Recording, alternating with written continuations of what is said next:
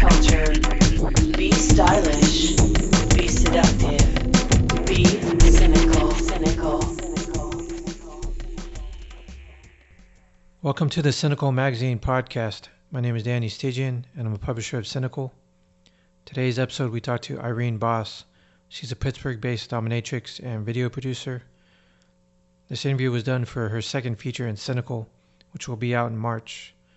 Anyway, let's get to it. When did you first realize you were a dominant? Oh, my entire life I've known that. I just thought I had a difficult personality when I was young, but I think I'm very lucky to have stumbled upon this because it suits me. So I knew that I could be a pro-dom when I was in my mid-20s. I knew I was dominant way before then, however. And I always knew that I would like to be in charge of something, and that I would probably never really be happy unless I was doing my own thing. So becoming a dominatrix was probably the best decision I could have made. I've been doing this for over 22 years, by the way. Right. It's a long time. So this has suited me better than anything else I've done. And I think of this as more of a vocation rather than a job or an occupation because it takes up so much of your life. And how did you become a professional dominant?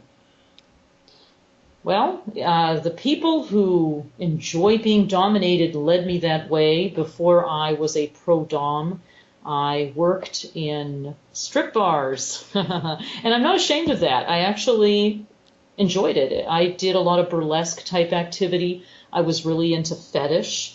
I know you have some fetish interests, so you can relate to that. So people who were into fetishes were very interested in me because I would wear strange things that no one else was wearing. I would procure odd things and wear them, things that dominatrixes would wear, for example, or just odd girdles and different types of stockings and pantyhose. So I attracted people to me that were into BDSM.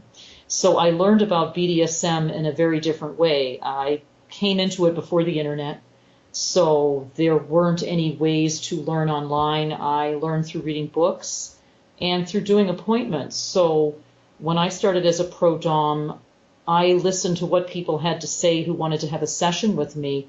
And I was very honest with them. I really didn't know what I was doing, and I just told them that, and I said, I have a lot of enthusiasm, and I'm curious about this. So I basically just tried everything, and I learned what I was good at and what I wanted to continue doing. So that's how it all began, which is a different way in than a lot of people have had, so I was never mentored.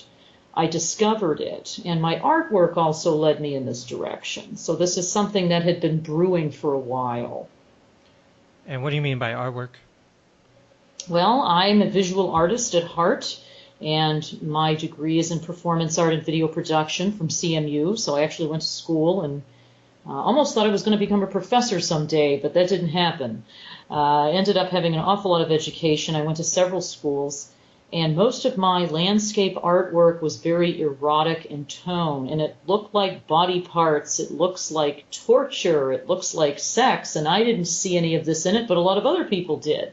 So I did a lot of abstract expressionism early on. And of course my performance art always had a lot of edge to it.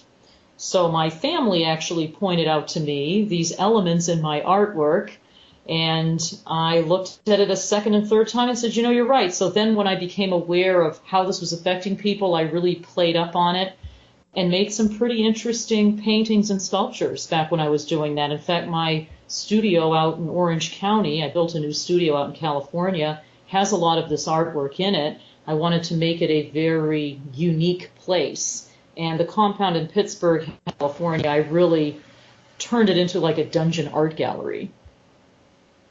That's awesome. And when it came to sessions, what were some of your favorite things to do? Well, I discovered I'm a bondage top because I'm a bit of a gearhead and I like to collect stuff. So my playrooms are kind of like museums, the way they're set up, and they're very visually compelling. So if somebody comes in and plays with me, they can look around the room and get ideas. And, you know, I watch their eyes move around and watch where they go and how their eyes light up, and I get ideas for scenes. And I'm pretty intuitive since I've been doing it a long time. So if someone's interested in one thing, I can tell if they'd be interested in another. What does the term subspace mean to you? I think of subspace as a trance type mindset someone can get into that's kind of like the somnambulance you can get into with extreme exercise like yoga. It's definitely a mental state. In fact, I recommend yoga practice to many of the submissive and masochistic people I play with because it helps balance their energy. But I find a lot of people who enjoy heavy exercise have a much easier time getting into what I like to call subspace or headspace. And there's also top space, by the way. It's a complementary type thing, but it's not the same thing as subspace. So I would call it a warm and woozy kind of wonderful place to be. It's very addictive, and it's also very cathartic. And some people complain they can never reach it, but I think it's kind of like women who say they never had an orgasm. I think some people have actually experienced subspace and they just don't know it because they're making too big of a deal out of it. Right, they don't realize it. Exactly. So it's one of those aha things, but it's also one of those things if you try too hard, you'll probably never get there. So when people complain to me they have trouble experiencing it, the first thing I try to do is eliminate the things around it that might be blocking it, because I understand why people would want to seek it out. So it's something I definitely would like to give them. And I'm able to achieve that as a bondage talk because a lot of my sessions are very long. So that's just something that's going to happen, and those people know it. They're already comfortable playing. And that's why those types of scenes involve a lot of sensory deprivation type gear like hoods, different kinds of blindfolds, mind machines, all those fun things to help a person trance out more easily. So that kind of stuff is very popular in bondage play. And what do you like to achieve during a first-time session? What would I like somebody to achieve during a first-time session with me? I would hope that they would get a good understanding of themselves and what they want to accomplish by coming in. I would hope that they feel good after the session, not feel bad. I would hope that they come away with it feeling like their energy has changed in a positive way, because I view what I do as energy work. I view myself as a BDSM energy worker. Right. That's a good way to put it, and that means I interact with the energy of other people. Often I play with people that have a lot of shame, so I like to try to change that for them. And sometimes just letting another person know you like to do something that you're ashamed of and they accept you for that can be very satisfying, very cathartic for people. So I'm not a shaminatrix, I'm not a humiliatrix, I'm not somebody that wants to degrade people. And this is a misconception a lot of people have about me because I do a lot of extreme films. My style of domination has changed a lot over the years. I'm more into bondage spa these days than torture chamber, though I do understand why someone would want a heavier session. I'm more about the positive energy exchange these days, and that's just happened because I want to enjoy what I'm doing. I don't want to feel icky for hours or days after a scene. I want to feel positive about the people I do this with, and that is not an easy thing to maintain because there are a lot of people out there who don't have that view or don't want to feel good about themselves. So I always feel that fewer people and longer scenes has been better for me. Right. Yeah. And I want to talk about your film background a little bit. Sure. When did you start getting into video production? Well, I brought up everything at the same time, so I started sessioning, doing my websites, and producing films all around the same time in the mid-90s. And my first few films were experiments. They were extremely short, and I played with people who I felt really comfortable with, who I had an actual chemistry and bond with. And it was great fun, and it comes across as so realistic because we have that connection. So I rarely make any films with people I don't know. It's very unusual. I usually know the people I film with for at least 5 years. Most of them for much longer. So this is why you see the same people all the time. You know what you can expect. Right. You know that you can go there. You have a rapport. Exactly, and often the people in my videos can take a lot more than I give them. And the reason they like to present themselves as video subjects is they get more play that way. And that's pretty obvious, yeah. And how much content is on your website now? I have over 200 hours, but I have a Pelican case of tapes that's got over 100 films in it. I slowed down production for a long time because I just felt there was too much stuff out there and it was becoming junk. I mean, in general, there's just so much content. And a lot of my content was being stolen, and I wanted to get that under control. So I thought I'm just going to stop producing for a while. I'm going to make my company smaller. I'm going to start processing the website memberships myself so people can get to know me. And something really interesting happened when I made my business smaller and I became a real person to my members. A lot of that stopped because they started identifying with me as something real. They weren't communicating with me through a third-party company. So when they get this phone call, "Hi, this is Irene Boss. I see you want to join my website." They're like, "Oh my God, you called me." I'm like, "Yeah, I have to make sure it's not a credit card fraud. I want to make sure that you're the person that you say you are, that you want this membership." And I wouldn't do it to out them. I was very careful about it. But I made it a point to get to know my members as people. And I have fewer members and better members. And a lot of these people I end up getting to know and I end up playing with them. So even though I changed the nature of my business and I made it smaller, it's become a lot better. So I don't have strangers in my world. I like knowing the people who are looking at my content. And I also like knowing that I'm probably going to meet them someday. And they have a better connection to me because by the time they end up visiting one of my studios, they know a lot about what different styles I like. And we've usually spent maybe a year or two emailing each other back and forth before even getting together, which is kind of nice. And how do sites like Clips for Sale affect your business? I think Clips for Sale has affected everything. I actually know Neil. I think it's a great company. I met him back when DomCon was starting, and I actually gave him his slogan, "Learn to make money in your sleep." How is it that he put it? It's make money while you're sleeping. You know, we just talked about it at the booth and we laughed, and he ended up putting that on his site, which I thought was a riot. And I thought it was a really good idea because it would introduce a lot of fetishes into femdom. And the way people approached femdom was very structured for a long time before the internet. Everyone had to be a slave, whether they wanted to or not, whether they were or not. You had to go through these hurdles and steps, and it wasn't working. So I think Clips for Sale has made the world a bigger place for femdom. There's a lot of fetishes we've learned about because the site exists. I think a lot of people like to look at ladies' stores and get ideas for sessions and think about things they might want to do. I think there's a little bit of misinformation, though, because what a classical dominatrix does and say what somebody who's a fantasy facilitator does or say a multi-entertainer does is different.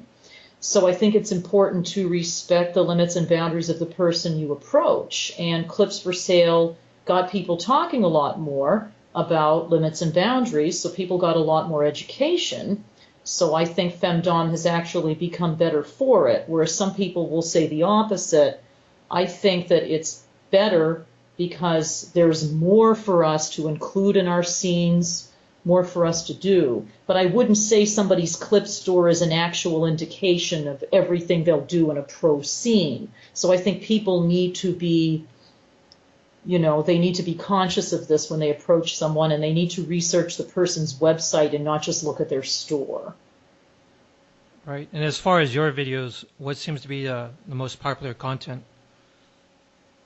People seem to like passion and what feels raw and is on the edge that I produce. Some of my most popular films were done outside, or they involve whipping or some kind of angst. And this isn't typically what I do in my studio, so you see the difference already here. What I said earlier is a good tie-in. So what is popular in my store would be primarily heavy corporal and whipping, not so much bondage play. That's hard to get across in a clip because it's very ethereal and sensual, whereas cracking a whip and somebody making a sound in response to that is very entertaining. So what is in the store that sells, that's interesting for people to watch, is very different than what I do in my studio. Most people that visit the studio are never going to be whipped. Right. But, and also, I think people like to watch things that they enjoy seeing done to someone else that they might not necessarily want to have done to them. So you get a lot of voyeurism with people joining membership sites and looking at clips for sale. And there are people who only play in that capacity, you know. So what people like to look at online and what they like to do in person is very different. That's interesting. Mm-hmm. And which social media platforms do you like to use? Well, I think Twitter is fun because it's light and short and it spirals Google really well. I have a Facebook account. It's probably my 5th one. I'm on my 4th FetLife account. I do enjoy Max Fish, even though it has had its ups and downs, kind of like a roller coaster. It's still a place where a lot of people congregate. I've tried developing profiles on some of the newer ones, but it's just a time issue, and I kind of go where I get the most response and where my people seem to feel comfortable talking to me. So I'd say Twitter has probably been the most changing of all the social media platforms for pro-doms. It has changed things quite a bit, followed by some of the newer ones like Instagram and Pinterest, though I don't even use those. I have accounts on them just so someone doesn't go and take the name. Right. I think FetLife is viable, but it's so easy to develop an anonymous profile on there, whereas some of the other social networking sites make it a little more difficult. Facebook kind of makes us all be PG rated 13, but that's not necessarily a bad thing. We are a fringe community, and I think it's okay for us to be tastefully represented. Google Plus is another one, very similar rules to Facebook. Twitter basically accepts anything. We'll see how long that lasts. Right. Yeah. And what do you think of the recent censorship on Backpage as far as advertising? I saw that one coming. I think a lot of people did, partly because of what happened in Craigslist, but also because of what's been going on with the major credit card companies. It's a trickle-down thing. It was just going to happen. Unfortunately, you have a few bad apples in the barrel that are going to spoil it for people. And I think it's just too easy to take advantage of that medium with the low level of screening they do for the advertisers. There basically isn't any barrier entry. I think it's probably better for the adult business as a whole for the entry barrier to be stricter. You look at some of the things the other online profile places demand for advertising, you know what I mean. I think it's okay to demand a driver's license and some other things. Make sure the people are of age. Make sure they are who they say they are. You know, anyone could take out an ad on Backpage for $1. So this created a glut, and then people were able to advertise with paid credit cards and be completely anonymous. In my personal opinion, I don't think that was a great thing. But someone else might have a different opinion. That's just mine. So I saw that coming. And my last question, do you have any upcoming events or travel dates you'd like to mention? Oh, sure. I am visiting D.C., the area of D.C. I'm going to be there February 21st through 24th. I have a new studio in Orange County, California. I'll be visiting out there March 14th through 20th. I'm going to be visiting England in October, and I attend the DomCon LA event every year. I also started attending AVN again, so I have a lot of things going on. My main website is domboss.com. That's the membership site. And on pittsburghdominatrix.com, and the word Pittsburgh has GH in it, pittsburghdominatrix.com, has my schedule with all the different things I like to do, the people who visit me, the people who I visit. Ms. Thorinang's going to come visit me in March, for example. So I've always got some things going on, and I encourage your listeners to check out the website if they'd like. I also run a Domina directory for other dominant ladies. It's free, and that's called allstarfemdoms.com. And all you need to participate with that is a website and the ability to link back. And it has very good traffic because I retweet it from my main Twitter account. Sounds good. I'll make sure to list all your links in the show notes page. Oh, thank you. And I will also link to this when you put it up. So if you put something up online, I will link back to you. Thank you. And I appreciate you being in Cynical again. Oh, I love your magazine. It's great. And hopefully someday we'll get to meet.